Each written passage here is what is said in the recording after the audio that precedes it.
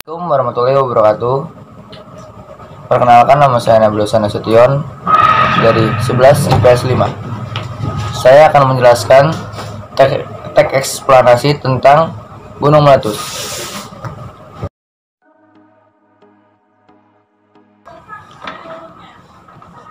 Gunung meletus terjadi karena adanya endapan magma yang ada di perut bumi dan disemburkan oleh gas dengan kekuatan besar. Selain tsunami, gunung meletus juga salah satu bencana alam yang mengerikan, bisa menyebabkan banyak korban jiwa. Bisa dikatakan bahwa nyaris semua gunung berapi berkaitan dengan daerah kegempaan yang aktif, karena berkaitan langsung dengan batas lempeng bumi. Peristiwa alam gunung meletus diawali dengan perubahan tekanan batas lempeng bumi dan perubahan suhu yang drastis. Hal tersebut membuat material batuan di sekitar meleleh. Biasa kita sebut dengan magma atau cairan pijar. Magma ini akan menginstruksikan material di sekitarnya melewati rekahan-rekahan menuju permukaan bumi. Bahkan di kedalaman yang relatif, suhu yang sangat tinggi bukan hanya mampu melelehkan magma, bahkan bisa seluruh material yang berada di dalam perut bumi. Di saat itu juga muncul gas yang akan bercampur dengan magma. Magma yang dikeluarkan gunung meletus terbentuk ke dalam 60-160 km di bawah permukaan bumi. Lalu gas yang bercampur dengan magma tersebut berada di bawah tekanan batuan-batuan padat yang ada di sekitar kawah. Sehingga tekanan ini membuat gas dan magma bergerak ke permukaan bumi dan meletus secara bersamaan. Maka terbentuklah lubang utama, karena nyatanya memang sebagian besar magma dan material vulkanik lain menyembur melalui lubang ini. Ketika semburan telah berhenti, biasanya di bagian puncak gunung akan terbentuk kawah yang menyerupai mangkuk atau lubang terletak di dasar kawah tersebut. Ada dampak negatif dan positif yang disebabkan oleh letusan gunung berapi. Dampak negatif yang paling terlihat yaitu bahayanya terhadap manusia dan makhluk hidup di sekitarnya. Karena mengeluarkan gas beracun, awan panas, dan debu vulkanik bebatuan yang keluar dari gunung yang meletus. Setelah erupsi berakhir, terdapat kemungkinan terjadi hujan lahar, rusak lahan pertanian dan perkebunan. Bahkan sejarah pernah mencatat ada bencana alam letusan gunung berapi yang mengakibatkan tewasnya ribuan orang dan menyebabkan iklim di dunia berubah. Sedangkan dampak positif yang bisa terlihat yaitu lahan di daerah gunung berapi menjadi subur. Material yang keluar bisa dijadikan sebagai mata pencarian masyarakat, sumber air, wisata, dan alam energi panas bumi. Kesimpulannya, hingga sekarang gunung berapi masih menjadi hal yang menyeramkan untuk manusia, karena luar biasanya gunung berapi sampai bisa mengakibatkan terbentuk pulau dan danau, bahkan bisa menutupi atmosfer bumi yang menyebabkan perubahan suhu yang ekstrim. Untuk itu, kita perhatikan skema peringatan gunung berapi di Indonesia yang diberikan oleh BMKG, sehingga kita bisa menentukan waktu yang tepat untuk mengungsi apabila terjadi erupsi gunung berapi di sekitar daerah kita.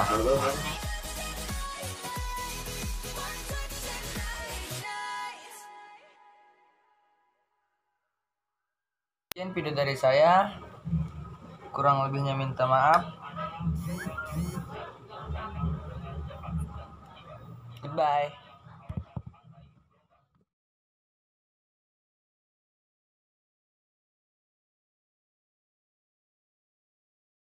Assalamualaikum warahmatullahi wabarakatuh. Saya Naftali Cesa Febrina dari kelas 11 IPS 5 ingin memberikan informasi yang disajikan berupa teks eksplanasi tentang maraknya gadget di karangan remaja. Apa yang terlintas di pikiran kalian ketika mendengar kata gadget? Apakah gadget itu? Gadget berasal dari bahasa Inggris yang artinya gawai. Gadget merupakan perangkat elektronik kecil yang memiliki banyak fungsi yang juga dimiliki oleh alat elektronik lain, seperti kamera, MP3 player, games, komputer, dan masih banyak lagi. Gadget biasanya disajikan dalam bentuk tablet atau smartphone. Gadget mengalami banyak sekali perubahan dari masa ke masa. Gadget lebih membantu manusia dalam melakukan berbagai macam hal.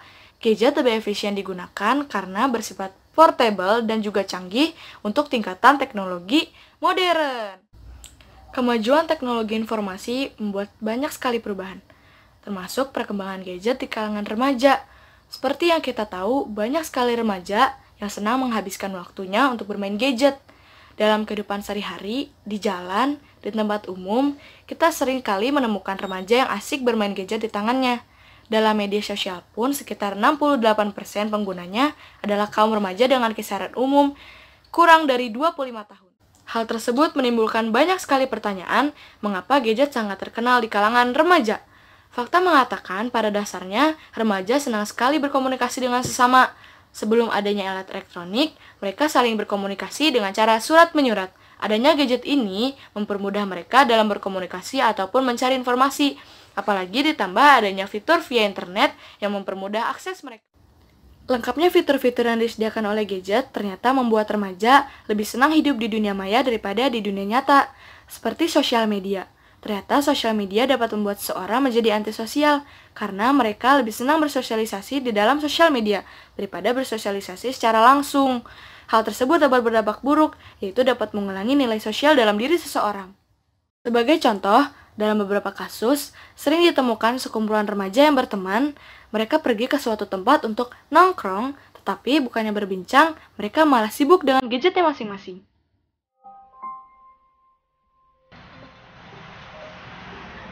Terangkanlah.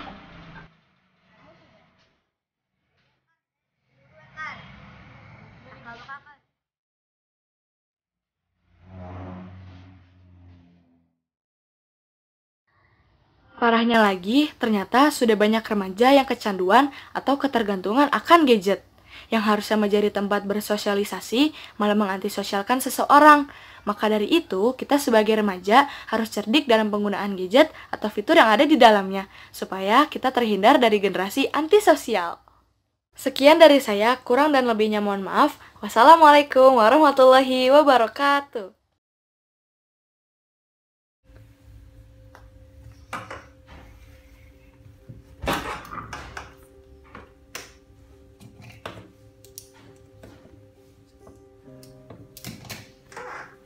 Assalamualaikum warahmatullahi wabarakatuh. Halo semuanya, perkenalin, nama saya Ryan Hamdi dan saya dari kelas 11 IPS 5. Dan di sini saya akan menjelaskan apa itu tsunami. Tsunami berasal dari bahasa Jepang. Su yang berarti pelabuhan dan nami yang berarti gelombang. Tsunami adalah gelombang air besar yang diakibatkan oleh gangguan di dasar laut seperti gempa bumi. Gangguan ini membentuk gelombang yang menyebar dengan kecepatan mencapai 600 hingga 900 km per jam. Awalnya, gelombang tersebut memiliki amplitudo yang kecil, umumnya 30 hingga 60 cm yang tidak terasa di laut lepas.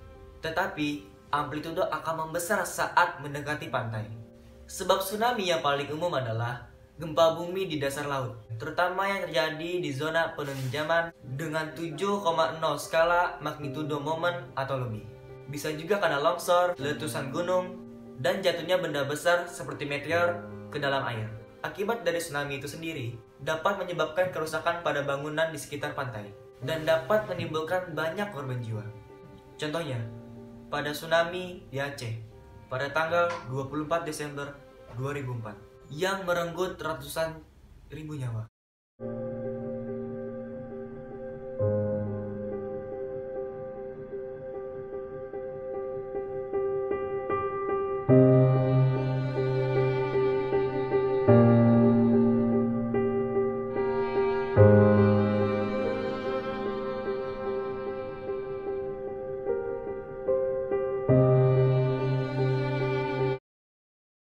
Tsunami bukan hanya terjadi di Aceh saja, melainkan di Pulau Nias, Pangandaran, Krakatau atau Selat Sunda, dan yang baru-baru ini terjadi di Palu.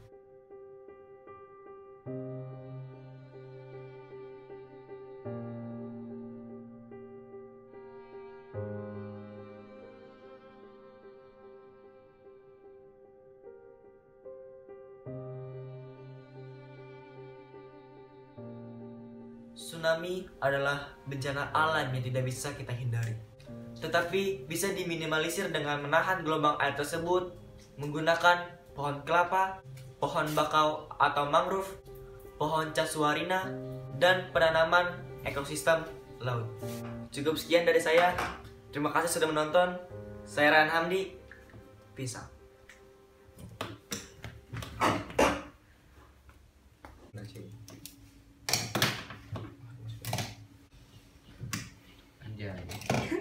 Bagus ya. Halo semua. Sekian dari saya. Cukup sekian yang saya bisa sampaikan.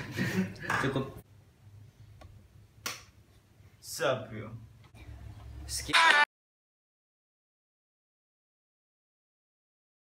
Assalamualaikum warahmatullahi wabarakatuh.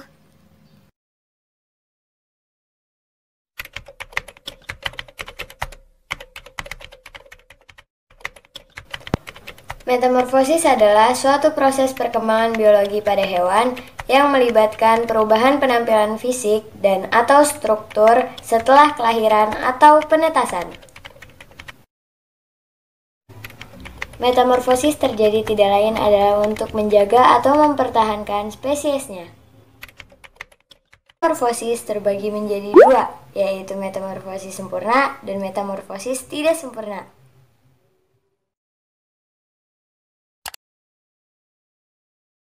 Metamorfosis sempurna atau holometabola adalah metamorfosis yang melalui 4 tahap, yaitu telur, larva, pupa atau kepompong, dan hewan dewasa atau yang biasa disebut imago.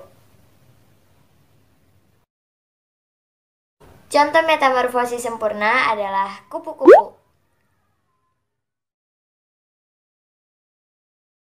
Fase telur. Telur dihasilkan oleh induk betina, kemudian dibuahi atau diurus oleh induk jantan sehingga membentuk individu baru. Fase larva. Fase di mana bentuk tubuhnya saat itu sangat berbeda dengan bentuk hewan dewasa.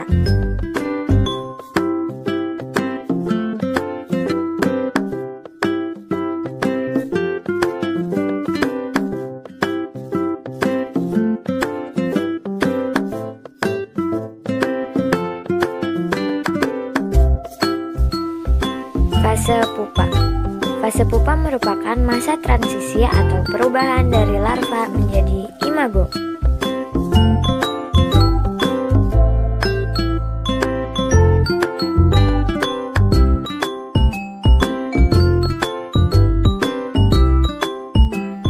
Fase imago. Fase imago merupakan tahapan paling akhir dalam proses metamorfosis.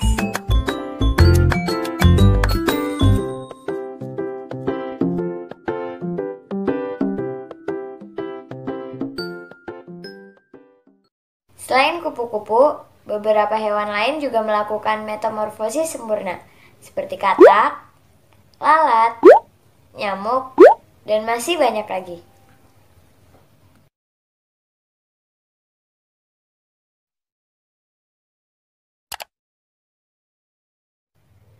Metamorfosis tidak sempurna atau hemimetabola adalah proses pertumbuhan pada hewan yang tidak mengalami perubahan secara signifikan dan terjadi dengan 3 tahapan, yaitu telur, nimfa, kemudian hewan dewasa atau imago. Contoh metamorfosis tidak sempurna adalah belalang. Fase telur. Fase telur merupakan fase awal dari proses terjadinya individu baru.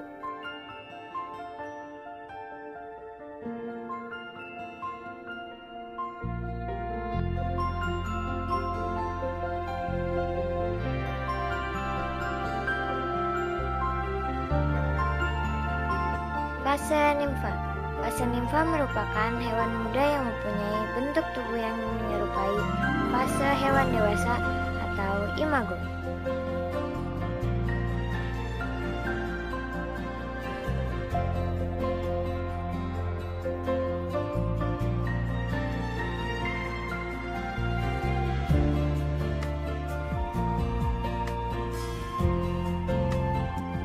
Fase imago merupakan individu dewasa dan proses paling akhir dari fase dalam metamorfosis.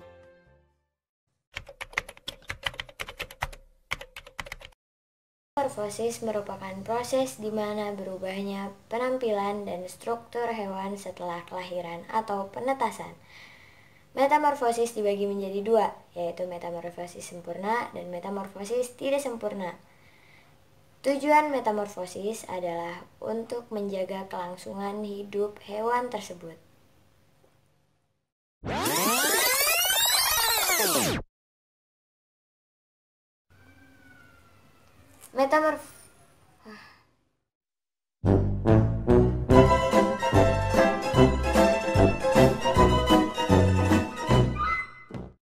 Wassalamualaikum warahmatullahi wabarakatuh. Terima kasih.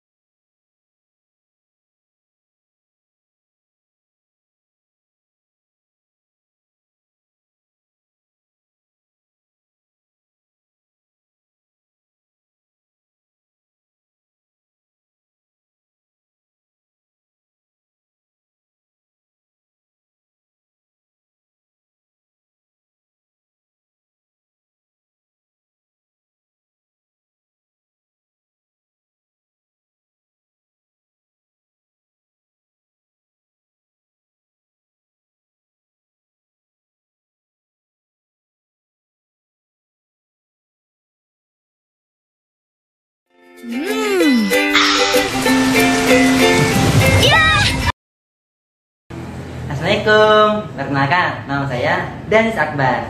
Di sini saya akan menjelaskan tentang apa itu hujan dan bagaimana sih prosesnya. Mau tahu? Yuk ikuti penjelasan berikut ini.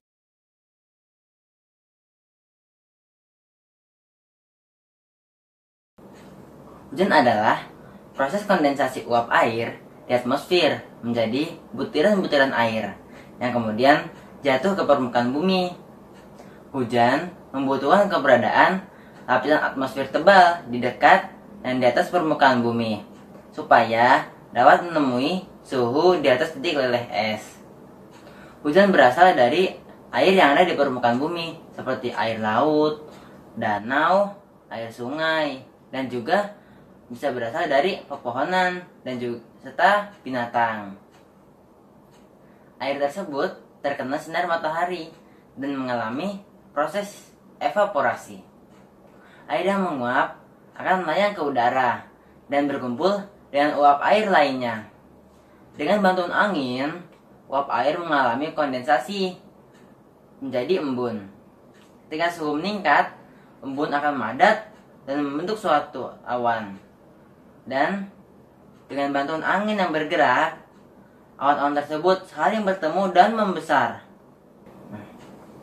Akibat atmosfer suhunya rendah, maka terbentuklah butiran-butiran air. Lalu, karena terlalu berat, butiran-butiran air pun jatuh ke permukaan bumi. Dan terjadilah presipitasi atau yang biasa kita sebut dengan hujan. Tapi, apabila suhu atmosfer sangat rendah, maka yang turun ke bumi ada es atau salju. Nah, itulah proses jadinya hujan. Berkat hujan, tumbuhan jadi tumbuh dengan subur dan cuaca menjadi segar. Tapi, selain hujan tersebut, ada juga hujan yang lainnya, yaitu hujan asam.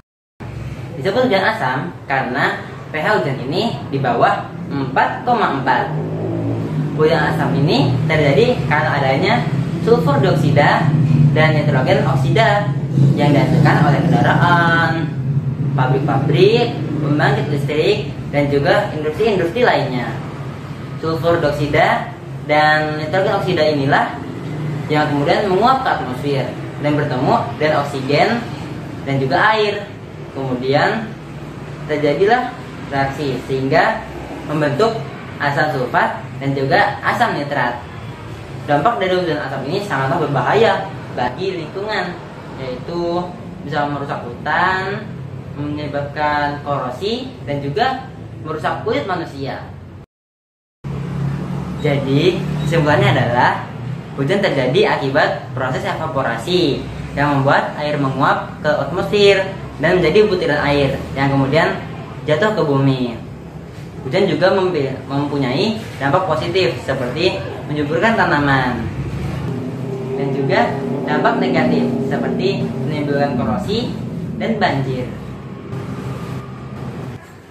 Sekian dari kami, kurang lebihnya mohon maaf. Assalamualaikum warahmatullahi wabarakatuh.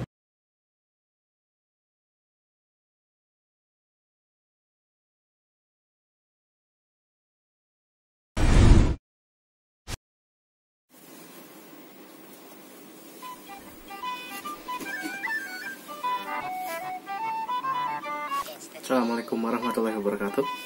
Nama saya Muhammad Bagus Matulki dari kelas 11 IPS 5. Saya akan membawakan teks eksplanasi berjudul Rip Current. Penasaran seperti apa? Lanjut. Jadi, sebelum masuk ke definisi, apakah kalian tahu fenomena Nyi Roro Kidul di pantai selatan? Atau kasus pantai Florida yang memakan 150 orang per tahunnya? Apakah itu goib? Nah, bukan goib loh itu. Simak penjelasan ilmiahnya di sini. Nah, rip current ini merupakan arus balik yang terkonsentrasi pada sebuah jalur yang memecah zona empasan gelombang hingga melewati zona gelombang pecah. Arus ini terbentuk jika gelombang datang dan menghempas garis pantai, terbentuk cekungan. Pantulan gelombang yang mengenai pantai akan membentukkan sejumlah arus susur pantai yang kemudian bertemu dan memusat di tengah cekungan pantai. Nah, arus susur ini saling bertemu dan bergabung, menimbulkan arus balik yang menuju tengah laut dan mengumpul pada satu jalur. Nah, biasanya satu jalur ini kurang lebih berjarak 9 meter dan berkecepatan 8 km per jam. Kenapa fenomena ini terjadi? Pasti kalian menjawab karena faktor cuaca atau faktor angin. Ya, tidak sepenuhnya salah sih, tetapi rip current ini rata-rata terjadi di dua tempat, yaitu pantai yang terdapat gosong pasir, ada di sini pengertiannya, dan dermaga. Nah, arus ini adalah arus vertikal yang mengarah ke sebuah daratan pastinya, dan pecah atau saling bertabrakan 8 km hingga 80 km per jam. Gitu. Gas, gue mau nanya dong. Mau nanya apa sih? Ada apa? Kan lu bilang Bitcoin itu bahaya ya. Gue mau tahu dong kayak gimana urutan-urutannya. Boleh nggak? Boleh, wahai anak muda. Saya akan jelaskan. Nah, untuk bagaimana prosesnya si rip current ini terjadi, yang pertama ada gelombang laut yang mengarah ke daratan. Yang kedua, jika si gelombang laut ini sudah menabrak daratan, otomatis buih-buih si gelombang ini kan terlihat. Nah, arus air pun juga ikut terbawa. Yang ketiga, muncullah sebuah arus tenang di antara semua gelombang atau semua arus yang mengarah ke daratan. Yang keempat, inilah yang paling krusial. Kita tidak bisa melihat secara kasat mata seperti apa itu terjadi, tapi saya bisa menampilkannya di video ini. Have two options. If the rip is circulating, it will eventually bring you back either to a sandbank or to breaking waves that'll take you back to shore. It could also just take you seaward until there are no more breaking waves. At that point, the current ceases to exist, and you can wait for rescuers or even swim back to the shore. Just make sure you're swimming around the rip. The second option will only work for really good swimmers. If you're one of them, you can try to swim parallel to the beach to get out of the current. Untuk penutup dan yang terakhir, saya minta untuk kalian semua lebih berhati-hati mulai sekarang, terlebih di daerah lautan. Seperti yang sudah saya jelaskan sebelumnya, fenomena ini sulit untuk diprediksikan, tetapi jika sudah terlihat, Anda harus segera atau kalian harus segera menjauh. Nah, seperti yang sudah saya jelaskan sebelumnya juga, fenomena ini susah ditebak. Nah, seperti fenomena yang lainnya kan, maka kita sebagai manusia harus lebih waspada terhadap fenomena-fenomena yang terjadi di muka bumi ini. Sekian dari saya, kurang lebihnya mohon maaf. Assalamualaikum warahmatullahi wabarakatuh.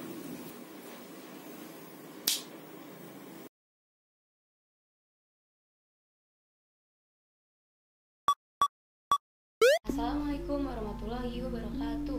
Nama saya Citra Udani dari kelas 11 IPS 5. Jadi di sini saya ingin menjelaskan pada kalian tentang suatu fenomena yang sedang marak terjadi, yaitu penumpukan sampah di laut. Simak videonya baik-baik ya.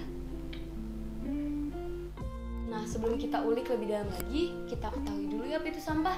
Sampah adalah suatu bahan atau material yang tidak lagi terpakai dan dibuang oleh pemiliknya. Nah, dari sini kita tahu aktivitas manusia dan bisa jadi dari alam itu sangat mempengaruhi tumbuhnya banyak sampah di dunia ini. Setiap awal tahun, sampah yang terbawa arus sampai di Pantai Kute dan Seminyak, Bali.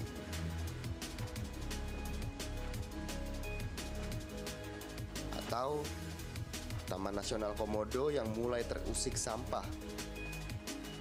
Dahulu pantai ini tempat berjemur komodo, namun sekarang mereka enggan datang kemari. Sesuai dengan pembahasan kita kali ini, yaitu sampah di lautan. Nah, apa sih menyebabkan kerugian yang sangat besar? Jawabannya adalah ya, sangat merugikan. Karena sampah-sampah itu telah merusak ekosistem laut. Lalu yang kedua, itu menyebabkan kematian fauna-fauna di laut karena salah mengira bahwa sampah-sampah itu adalah makanan mereka, padahal bukan. Lalu yang ketiga, mengakibatkan pencemaran air. Nah, kalian tuh suka gak sih lihat laut itu kotor atau lihat laut itu banyak sampah? Enggak kan? Jadi kurangi membuang sampah sembarangan ya. Kita juga harus menjaga bumi ini agar terhindar dari kejadian-kejadian yang merugikan di masa depan. Konsumsi berlebih terhadap plastik pun mengakibatkan jumlah sampah plastik yang besar. Karena bukan berasal dari senyawa biologis, plastik memiliki sifat sulit terurai. Plastik diperkirakan membutuhkan waktu 100 hingga 500 tahun hingga dapat terurai dengan sempurna. Sampah kantong plastik dapat mencemari tanah, air, laut, bahkan udara. Dan yang menjadi korban dalam hal ini salah satunya adalah hewan. Karena habitatnya tercemar dengan sampah plastik, perlahan populasinya pun menurun dan bukan tidak mungkin suatu hari mereka akan punah. Ada yang memakan sampah plastik, ada yang terlilit sampah plastik, dan ada yang tidak bisa bertahan hidup karena habitatnya dipenuhi sampah plastik. Seperti beberapa temuan berikut ini. Kantong plastik sisa telah banyak ditemukan di kerongkongan anak elang laut di Pulau Midway, Lautan Pasifik. Setiap tahun, plastik telah membunuh hingga 1 juta burung laut, 100.000 mamalia laut, dan ikan-ikan yang tak terhitung jumlahnya. Penyu laut mengira sampah plastik sebagai sumber makanan yang layak. Kebiasaan ini yang kemudian kadang-kadang menyebabkan penyumbatan dalam sistem pencernaan mereka dan mati.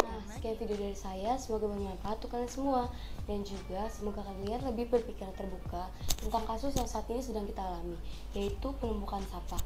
Nah, jadi sekian dari saya. Wassalamualaikum warahmatullahi wabarakatuh.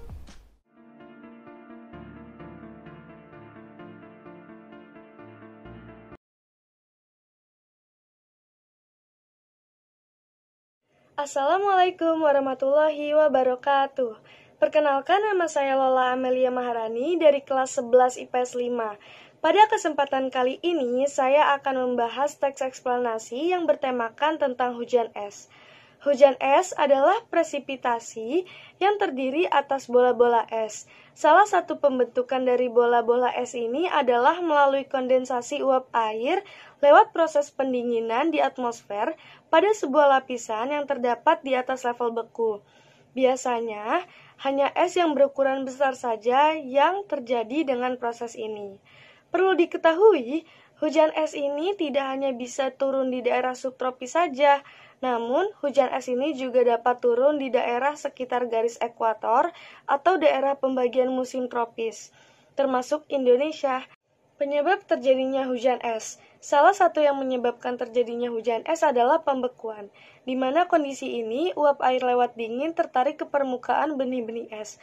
Kemudian, karena terjadi pengembunan yang mendadak, maka terjadi pembentukan es dengan ukuran yang sangat besar. Sebenarnya, hujan es ini bukanlah fenomena alam yang langka. Hujan es ini bisa saja menimpa daerah-daerah tropis, bahkan bukan di saat musim hujan sekalipun. Butiran es yang jatuh saat hujan es merupakan kondensasi dari air hujan yang menggumpal di atas permukaan bumi yang disebut dengan awan gelap. Hujan es ini biasanya disertai dengan angin puting beliung yang berasal dari jenis awan yang memiliki sel tunggal berlapis-lapis dekat dengan permukaan bumi. Selain itu, dapat berasal dari multisel awan. Pertumbuhannya secara vertikal dan luas area horizontalnya sekitar 3-5 km. Hujan es ini terjadi dengan durasi yang singkat, 3-5 menit. Hujan es paling lama biasanya terjadi selama 10 menit. Proses terjadinya hujan es. Proses penguapan air, khususnya dari tumbuh-tumbuhan tersebut, dinamakan transpirasi. Uap air yang dihasilkan dari penguapan tersebut akan mengalami pemadatan atau kondensasi yang kemudian menjadi awan. Kemudian, awan-awan tersebut bergerak sendiri-sendiri ke tempat yang berbeda dengan bantuan angin, baik angin yang berhembus secara vertikal maupun secara horizontal. Lalu, awan yang mengandung uap air tersebut tertiup dan sampailah pada tempat yang suhunya lebih dingin dan mencapai dew point atau titik embun. Ketika titik embun sudah menjadi titik hujan dan tertiup oleh angin termis yang naik ke ketinggian yang memiliki temperatur di bawah titik beku, embun akan berubah menjadi es yang jatuh ke bawah. Ikatan antara molekul es ini lebih dari ikatan antar molekul air, karena es merupakan benda padat. Hal itu menyebabkan es tersebut jatuh ke bawah dalam bentuk yang tidak rapi dan tidak teratur. Bisa seukuran kerikil, namun ada yang hingga seukuran kepalan tangan. Tanda-tanda terjadinya hujan es. Hujan es lebih sering terjadi pada siang atau sore hari. Namun, tidak menutup kemungkinan hujan es ini akan terjadi pada malam hari. Hanya saja, pada siang atau sore hari, lebih berpotensi terjadinya hujan es. Satu hari sebelum hujan es turun, pada pagi hingga malam hari terasa sangat panas dan pengap. Udara sekitar mulai terasa dingin yang membuat merinding, dan terjadinya hujan lebat disertai petir dan angin kencang. Beberapa hujan es telah terjadi di wilayah Indonesia, seperti Bandung, Banjarnegara, Medan, Madiun, Sumatera Barat, serta daerah-daerah lainnya. Sekian video teks eksplanasi mengenai hujan es dari saya. Kurang lebihnya mohon maaf, karena saya pun masih sedang dalam proses pembelajaran. Wassalamualaikum warahmatullahi wabarakatuh.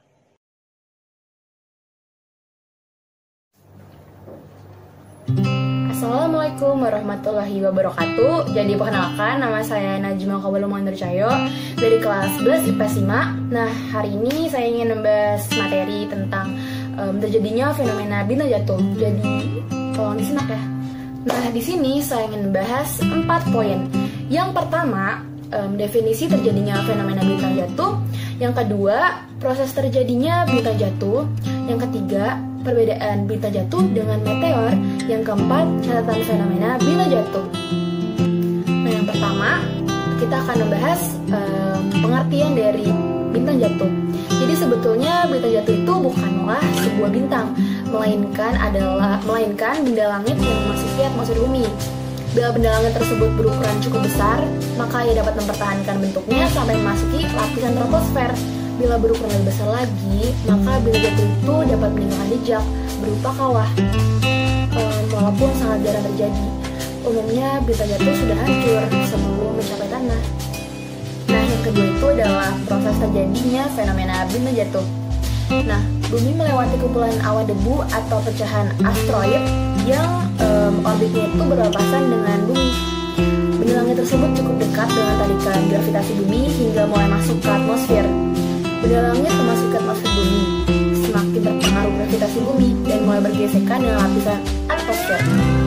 Saat memasuki atmosfer, gesekannya pun semakin kuat dan kecepatannya pun semakin bertambah. Suhunya pun semakin meningkat tajam. Semakin dekat dengan permukaan bumi, benda langit tersebut mulai terbakar dan sedikit demi sedikit menguap dan pecah. Akhirnya, benda langit tersebut terbakar habis, atau jika berukuran cukup besar dapat sampai di permukaan bumi. Ketiga itu adalah perbedaan bintang jatuh dengan meteor. Jadi seperti yang saya bilang tadi, bintang jatuh itu bukanlah sebuah bintang, melainkan sebuah benda langit. Bintang jatuh itu memiliki nama yang lebih ilmiah, yaitu meteor. Jadi bintang jatuh itu sebenarnya adalah sebuah meteor.